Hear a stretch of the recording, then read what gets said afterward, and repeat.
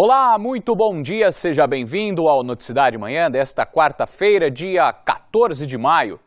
Que o nosso dia seja positivo, produtivo em todos os aspectos. Olha, ainda hoje você vai ver que depois de ficarem paralisados por algumas horas, os funcionários do Pronto-Socorro de Ibiúna já voltaram ao trabalho, felizmente. E para você que quer abrir o próprio negócio, o Sebrae de Itu tem dicas importantes. E vamos ver também, depois de 3 meses do desabamento da estrutura da Arena Multiuso em Sorocaba, como está a situação no local no momento.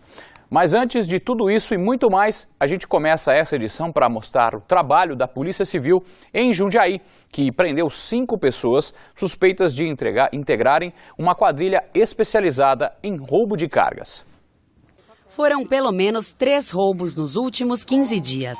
A polícia chegou até os suspeitos depois da prisão de 7 pessoas em Louveira, cidade que faz limite com Jundiaí. 5 homens foram detidos. A prisão temporária deles já foi decretada. Além da prisão temporária decretada, que foi cumprida hoje, no dia de hoje, ainda eles foram autuados em flagrante pela formação de quadrilha. Beltassar Maurício Oliveira, conhecido como Alemão ou Bin Laden, de 30 anos, e Mário Akira Berlofa, o Japa, de 25, seriam os principais articuladores da quadrilha.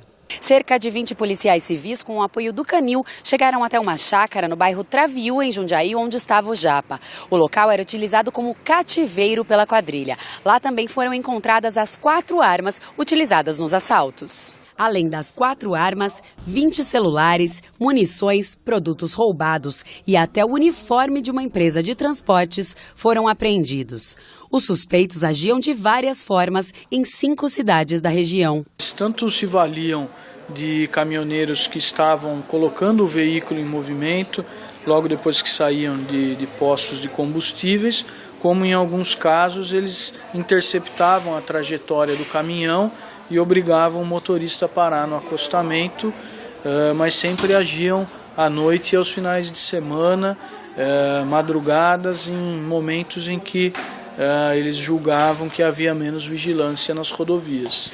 Johnny Kaoru Noriyuki, o japonês de 31 anos, que foi preso em um condomínio de luxo na cidade vizinha de Itatiba, era dono de um dos carros usados para abordar os caminhoneiros. Outros 2 suspeitos que também estão detidos são Edson Alves dos Santos, conhecido como Mato Grosso, de 37 anos, e Ed Carlos Ferreira da Silva, o Cacá, de 31.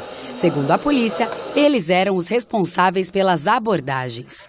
Outros 4 suspeitos de integrar a quadrilha foram identificados e continuam foragidos. E ainda em Jundiaí, um homem atirou e matou a namorada e um suposto amante dela e se matou logo em seguida. O crime aconteceu nesta terça-feira na loja em que a mulher trabalhava no bairro Eloy Chaves. E olha só, infelizmente, o filho dela de aproximadamente 2 anos teria presenciado os assassinatos. A polícia agora está à procura pelo pai da criança, já que a mãe era separada dele. E a gente continua a falar sobre Jundiaí. A ameaça de uma explosão provocou pânico em uma escola da cidade. Para se ter uma ideia, o GAT, Grupo de Ações Táticas Especiais da Polícia Militar, precisou ser acionado. Moradores do bairro ficaram assustados com a movimentação. A ocorrência começou na Avenida Fernão Dias Paes Leme, na entrada do Jardim São Camilo. A polícia militar perseguia 2 homens em uma moto e na altura dessa viela, na rua Pedro Latance, eles jogaram uma sacola com explosivos. A viela fica próxima à Escola Estadual Maria José Maia de Toledo. Como era horário de saída das crianças, a Polícia Militar e o Corpo de Bombeiros isolaram o local até a chegada do GAT, que veio da capital. Em pouco mais de meia hora, o Grupo de Ações Táticas Especiais desativou os supostos explosivos. Felizmente, não tivemos nada. E agora a gente fala do trânsito na região. 7 horas e 5 minutos, as informações, a movimentação das principais ruas, avenidas e rodovias da nossa região, a gente vai saber agora com o Renato Diniz. Bom dia, Renato. Bom dia, Fernando. Bom dia a você que acompanha o Noticidade Manhã. Estou na Praça 9 de Julho, região central de Sorocaba. Região central movimentada já nesse começo de quarta-feira. A gente observa agora a movimentação na Avenida Moreira César. tanto a chegada dos motoristas da Eugênio Salerno e principalmente o movimento maior dos motoristas que chegam do centro. E é o movimento mais carregado nesse horário, quem vai em direção a Barão de Tatuí, a Juscelino Kubitschek. De acordo com a Urbis, o tráfego é normal para o horário nas principais ruas e avenidas da cidade de Sorocaba e também de acordo com as concessionárias das rodovias do sistema Castelo Raposo, Anhanguera, Bandeirantes na região de Jundiaí, o motorista enfrenta tráfego normal tanto para seguir para o interior quanto para a capital. Fernando. Ok, Renato, são 7h06. Você está dando as informações aí de trânsito, né, Renato? A gente sabe que são informações importantes, tanto para os motoristas quanto para os pedestres, principalmente no que tange à legislação de trânsito, Renato. Então, quanto mais cedo aprender isso, é melhor, não é, Renato? Pois é, Fernando. E a Urbis realiza essa semana, em escolas estaduais, particulares, escolas municipais, uma apresentação teatral educativa sobre a segurança das crianças no trânsito, como que essas crianças podem garantir a própria segurança. Quem vai explicar um pouquinho melhor para a gente como funciona isso é a Roberta Bernardi, ela é gerente de educação para o trânsito da Urbis. Como que é essa peça? Bom dia. Bom dia. Essa peça leva para as crianças de uma forma lúdica os ensinamentos sobre a sua própria segurança. São dicas de como andar dentro do veículo, sempre utilizando a cadeirinha ou até mesmo no cinto, dependendo da idade. Ao desembarcar, sempre pelo lado da calçada. Quando estiver brincando, sempre acompanhada dos pais ou de um responsável. Quando tiver um portão aberto nessa calçada, cuidado, tem um carro saindo de marcha ré.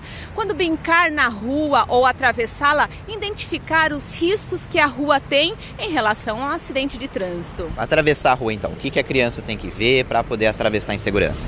Ao atravessar a rua, a primeira coisa é que a criança não se esconda, ela tem que ver e ser vista. Então, evitar ficar atrás de poste, de árvore, entre dois veículos estacionados, uma caçamba. O condutor tem que ver a intenção dessa criança atravessar. Ela também tem que ver a distância e a velocidade. Se ela correu é porque foi na hora errada. Atravessar sempre caminhando e sempre em linha reta. Nunca diagonal, utilizando mais ainda a via, por exemplo.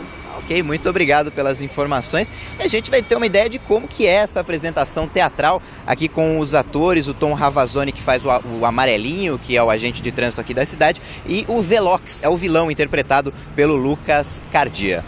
Ah, agora sim, com o meu super reator do mal, eu vou dominar o trânsito de Sorocaba. Cada vez que os motoristas não utilizarem o cinto, eu fico mais poderoso. Cada vez que não colocarem as crianças na cadeirinha, eu fico mais poderoso. Cada vez que não derem seta, eu fico mais poderoso. Agora ninguém vai poder me impedir. Isso é o que você pensa, Velox. Apito paralisante. Não. Eu mesmo cuidarei para que os motoristas não causem esse tipo de transtorno no trânsito. Suma daqui, Velox!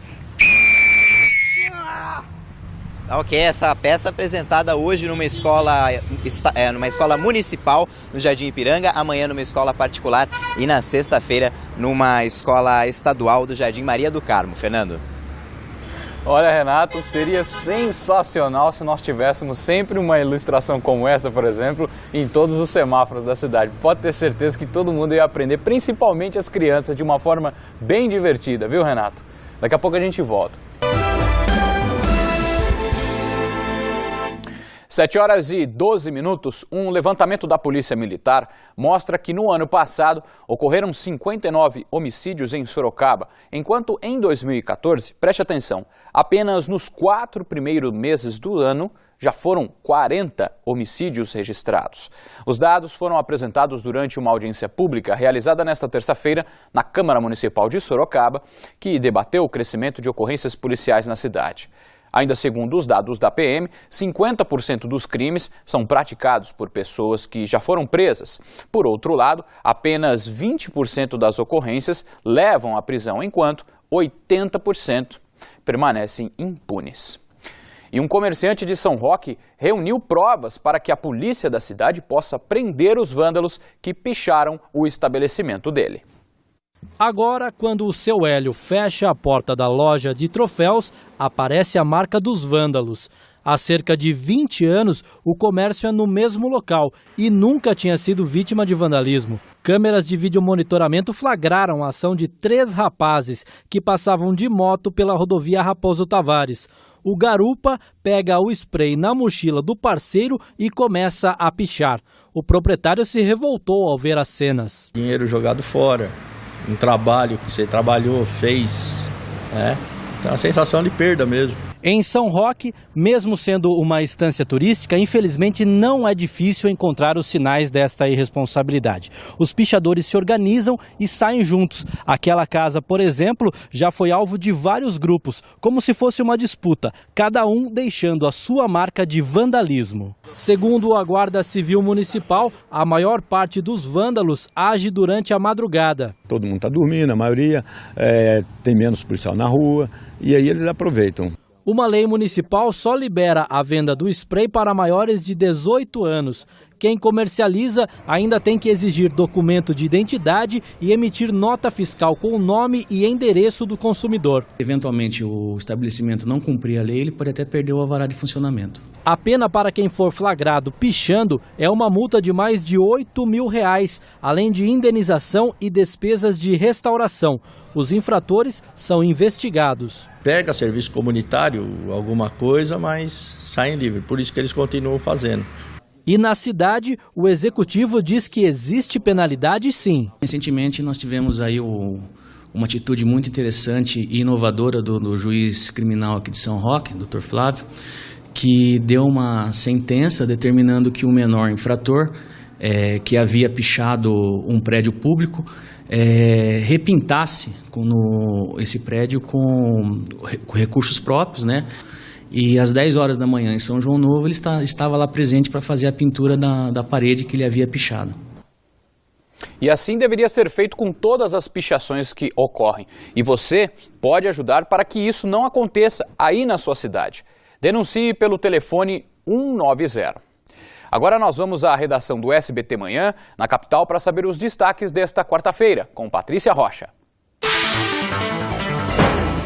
Uma mulher morreu depois de uma explosão que provocou um incêndio num sobrado na zona leste de São Paulo. Quem tem todas as informações é a repórter Larice Neves.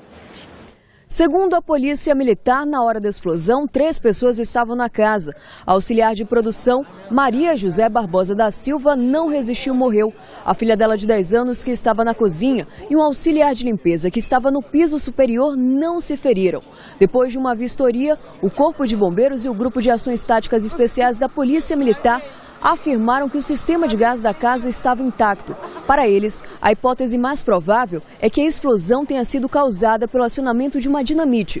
O explosivo estaria dentro de uma mochila e a vítima pode ter pisado nela. O explosivo pode ser do filho de Maria José, que fugiu do local do acidente.